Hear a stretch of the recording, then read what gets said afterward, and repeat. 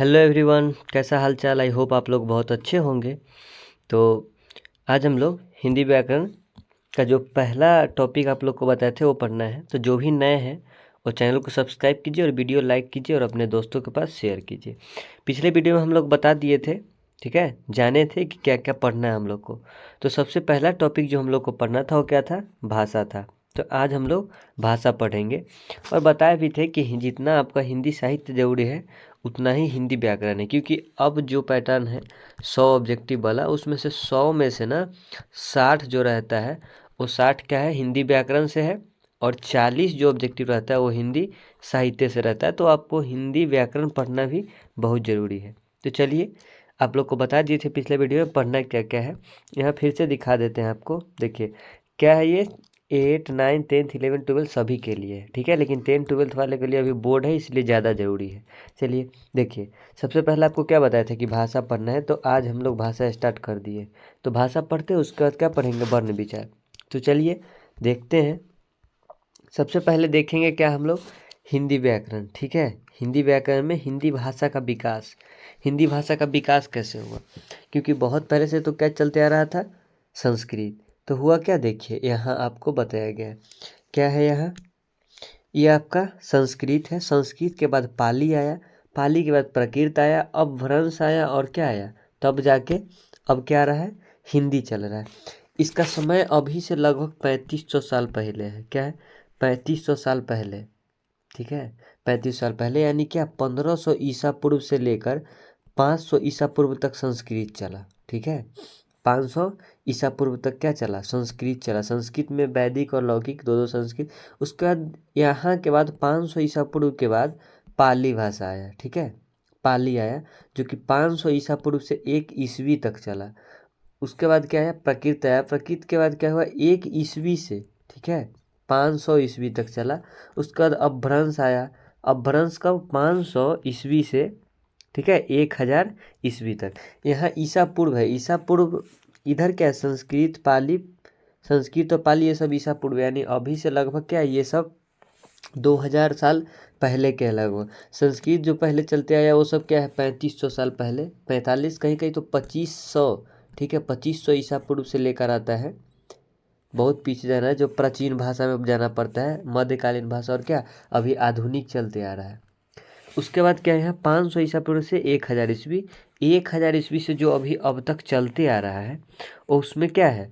हिंदी के विविध रूप है जो अभी चलते आ रहा है 1000 ईस्वी के बाद। उसमें क्या है? हिंदी के विविध रूप है। तो ऐसे आपसे इसमें सवाल पूछता नहीं है, बस बता दिए, ठीक है। कैसे कैसे है? संस्कृत, पाली, प्राकृत, अपभ्रंश, और क्या? हिंदी।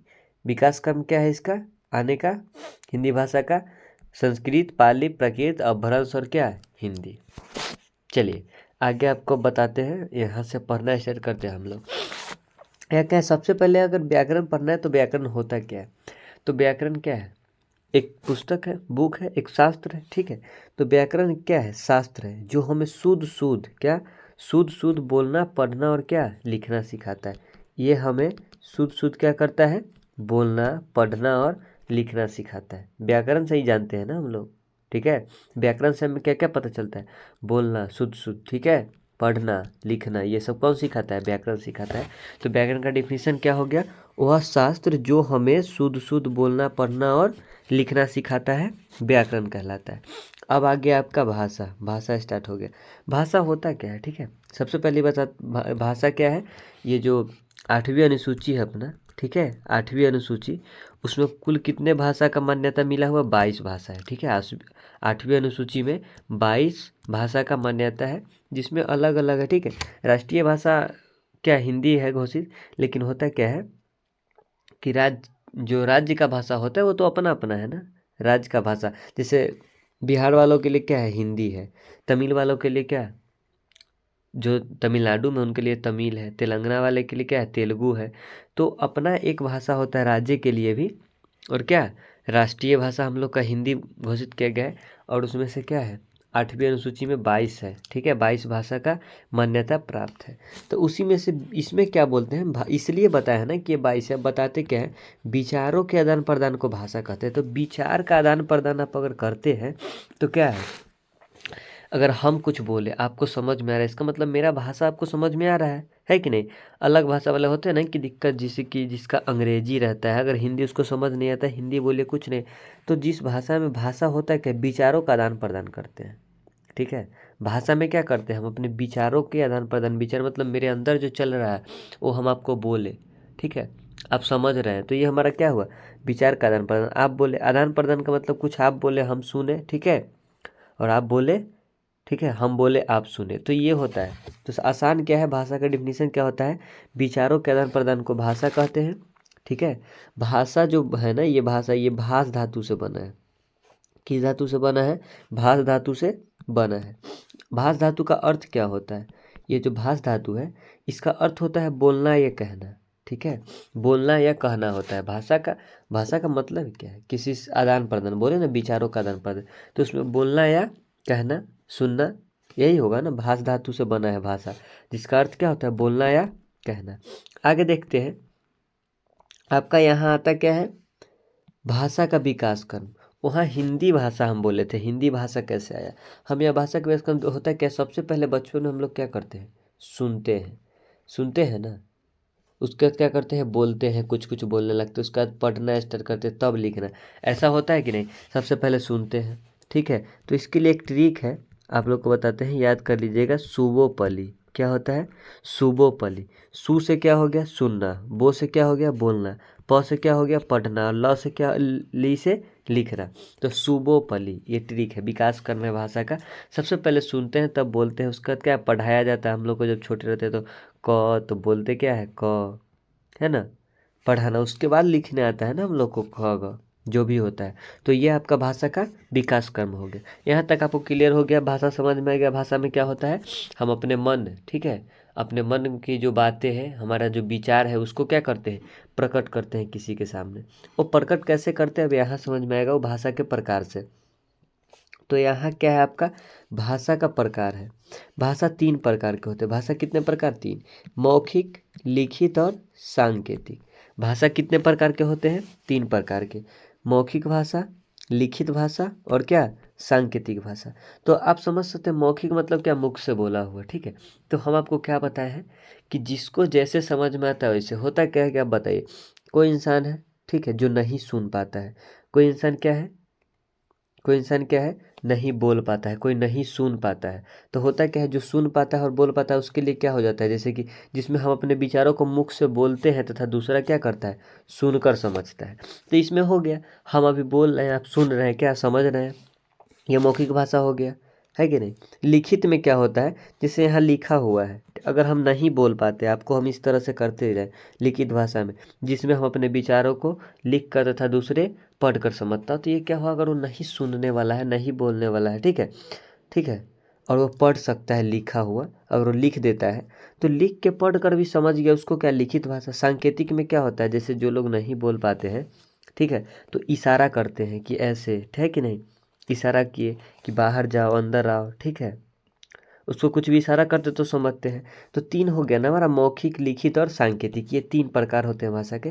जिसमें क्या है, सबसे पहला मौखिक, जो आपको बता दिए, जिसमें हम अपने विचारों किसी को बोलते हैं और अगला आदमी क्या, सुन कर समझता हो, मौखिक है। दूसरा में लिखित में क्या होता है, हम लिख देते हैं और अगला आदमी पढ़ कर समझ लेता हो, वो क्या हो जाएगा, लिखित। सांकेतिक में क्या होगा, हम इशारा करते हैं और वो समझ जाए। ये आपका सांकेतिक भाषा था। तो ये आपके भाषा हो गया। उसके बाद देखते क्या है, बोली। क्या क्या देखते हैं, बोली। बोली क्या होता है, किसी विशेष क्षेत्र में उपयोग किया जाने वाला। इसका क्या होता है, ये सीमित होता है, ठीक है, ये सीमित है। ये क्या है, सीमित क्षेत्र में यूज किया जाता है। जैसे कि हम लोग जो भी कर रहे हैं ना आपस में, ये सब सीमित क्षेत्र में उपयोग किए जाने वाला भाषा है। अपने आम तौर पे जो बातचीत करते हैं हम लोग आपस में, उसको बोली बोलते हैं, यानी किसी विशेष क्षेत्र में उपयोग किए जाने वाले भाषा बोली कहलाता है। लिपि क्या है, तो उसकी लिपि, तो ये क्वेश्चन आता है, हिंदी की लिपि क्या है, देवनागरी। हिंदी की लिपि क्या है, देवनागरी। लिखने की तरीका को लिपि कहते हैं, लिखने के तरीका को लिपि कहते हैं। और हिंदी की लिपि क्या है, देवनागरी। ये आपसे पूछता है, हिंदी की लिपि क्या है, देवनागरी। और अंग्रेजी का रोमन होता है, ठीक है, अंग्रेजी का क्या होता है, रोमन होता है, और हिंदी का देवनागरी। हिंदी, नेपाली उपाली कुछ और भाषा जिसका देवनागरी होता है। अब जानते हैं यहाँ क्या है, आपका राज्य भाषा ठीक है, राजभाषा और मातृभाषा क्या है? किसी राज्य या देश की वह भाषा जो सरकारी कामकाज के लिए इस्तेमाल किया जाता है। जो सरकारी कामकाज के लिए उपयोग किए जाने वाला भाषा होता है ना, उसको क्या बोलते हैं? राजभाषा बोलते हैं। किसी राज्य या देश के वह भाषा जो सरकारी कामकाज के लिए उपयोग हो उसे राजभाषा कहते हैं। ये क्वेश्चन पूछा जाता है कहीं कहीं। उसके बाद क्या होता है? मातृभाषा। क्या है? मातृभाषा। जन्म लेने के पश्चात यानी जन्म लेने के बाद व्यक्ति जो सबसे पहली भाषा सीखता है उसे मातृभाषा कहते हैं, यानी घर में सीखा गया भाषा। सीधी बोल सकते हैं क्या? घर में जो हम लोग जन्म लेते हैं, घर में सीखा गया भाषा क्या है? सीखा गया भाषा। घर में सीखा गया भाषा, ये होता है आपका मातृभाषा। तो आपका भाषा बहुत छोटा टॉपिक था, आज इसको एकदम अच्छे से समझ लिए, कर लिए पूरा। ठीक है, वीडियो अच्छा लगा तो चैनल सब्सक्राइब कीजिए, वीडियो लाइक कीजिए, शेयर कीजिए और क्या कमेंट कीजिए। और आपको तो हम शुरू से पढ़ा ही रहे हैं, ठीक है।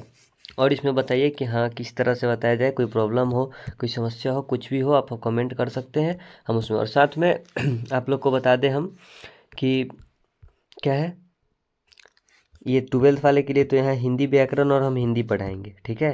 हिंदी पढ़ा भी दिए हैं उनको। और 10th वाले का ऑल सब्जेक्ट चलेगा।